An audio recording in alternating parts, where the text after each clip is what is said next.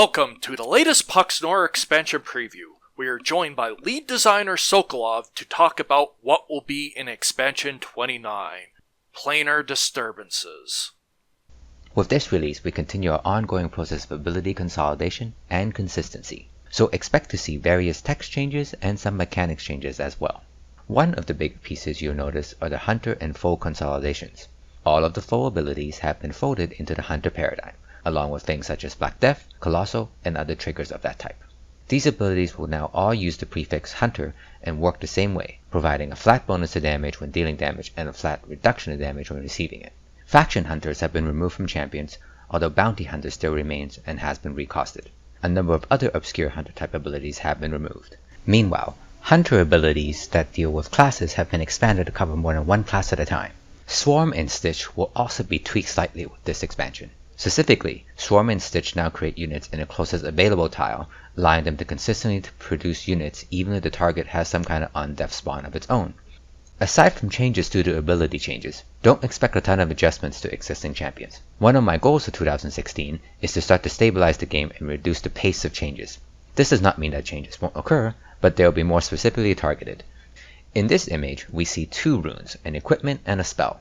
The Moga is wearing an equipment called Paper Wings. This is part of the new equipment series that grants a more powerful bonus relative to cost than normal because if it is destroyed, there is a drawback. In this case, the equipped champion gains +1 speed, flight, as well as swoop, but if the equipment is destroyed, the champion will lose HP and permanently gain -1 speed. The other rune featured is called the Goblin Bomb. It's a sacrifice type spell that deals damage in an AE, but if it is used to sacrifice a goblin, it will also generate AP for its allies. A pair of Arroyo runes are featured in this vertical art piece. I thought the combination of these two runes configured in this manner may provide for an interesting visual, and the artist did not disappoint. First, the portal is a relic called the Arroyo Portal, which generates spirits when enemy units are deployed. The second rune is the Arroyo Eye, which is going to be a low-cost detection option within the theme. It will be a slow champion, but have the ability to relocate as well as replicate itself.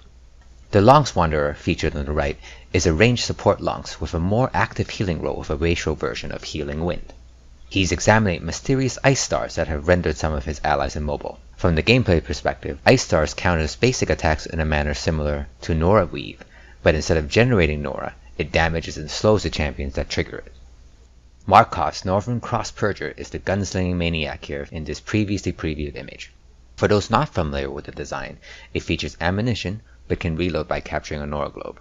At this time, reload is not being added to existing ammunition champions. The other champion featured is the Zombie Monstrosity, which, as speculated, is indeed an undead Wathair. It retains its arrow-eating nature, and also has the ability to increase the cost of spells to enemies whenever he kills something. The increased cost remains as long as the champion remains in play. The Sandstorm on the left depicts the spell Verdict of Theraphos. It is a single target damage spell with a blind component that draws power from the dunes, increasing the duration of the blind if the target is already on sand. The Hyanid Ascendant is a new ranged Hyanid. He continues the tradition of Hyanids being condition based by causing Defiled on the next champion deployed by the opponent. The expansion will also feature a number of other effects of this type. These are similar to the gift abilities, except negative and applies to your opponent's deploys. For example, in the case of the Hyanid, the text reads, "The next enemy champion deployed from the rune dock while this champion is in play becomes Disease 3, Defiled, and Decaying." Our final preview features the Phalanx Marker, a Sundered Lands relic designed specifically for contesting and close quarters combat. At base, it has Tough 3 and Battle Master 3, but the kicker is that if there's an adjacent friendly champion, the relic will also gain Arrow Eater and Regeneration 3. And finally, people have been asking for more centaurs. This is one of 3 centaur-themed runes in this expansion, with another champion and equipment also being released. This rune is called the Centaur Bolter. Obviously, a ranged champion, he also has the ability to allow his allies to gap close with a revamped variant of Declare Hunted that also applies a tagged condition, allowing one ally to relocate to the target that has been declared upon. Don't expect centaurs to be a good theme right out of the gate, but we'll continue to develop them and see where it goes. And lastly, I would like to announce that Salam the Fell Rabbit will be making an appearance in this expansion. Thank you for watching, and be sure to follow Nora on Facebook and Twitter.